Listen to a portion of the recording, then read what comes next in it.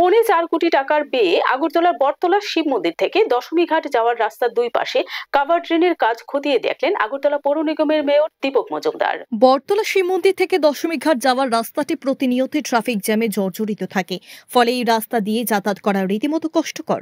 রাস্তাটি চওড়া ও সংস্কার করার জন্য দীর্ঘদিন ধরেই প্রয়াস জারি রয়েছে। বিশেষ করে আগরতলা পৌর নিগমের মেয়র দীপক মজুমদার এই রাস্তাটি যানজটমুক্ত করার বিশেষ উদ্যোগ গ্রহণ করেন।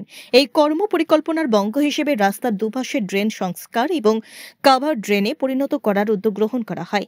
কাভার ড্রেনে পরিণত করা হলে রাস্তাটি বেশ চওড়া হবে তা বলার অপেক্ষা রাখে না। এছাড়া রাস্তার দুপাশে বেআইনি পার্কিং বন্ধ করার জন্য বিশেষ উদ্যোগ গ্রহণ করা। বুধবার পৌর নিগমের মেয়র দীপক মজুমদার নিজে ওই এলাকা পরিদর্শন করে কাজের অগ্রগতি খতিয়ে দেখছেন।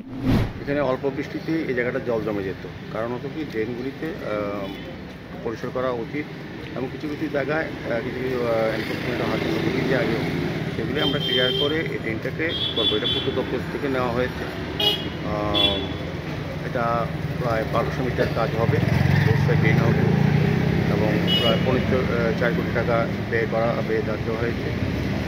আমার আশা থাকবে যে এই এলাকার মানুষ সহযোগিতা করবে তাদের প্রয়োজনেই, কারণ আমি লক্ষ্য করছি যখন ব্রিজের এই ফ্লাইওভার নিচে জলটা আছে সেটা সবচেয়ে আগে এদিকে ঢুকে এবং পরটা মধ্যজনের জায়গাটা এখন আমরা ক্লিয়ার করেছি, কারণ বটতলা শিববাড়ি থেকে জয়নগর মাথা অব্দি আমরা কভার ড্রেন করে দিয়েছি। এই কারণে গতবার দেখেছি বর্ষার সময় জল কম ঢুকেছে।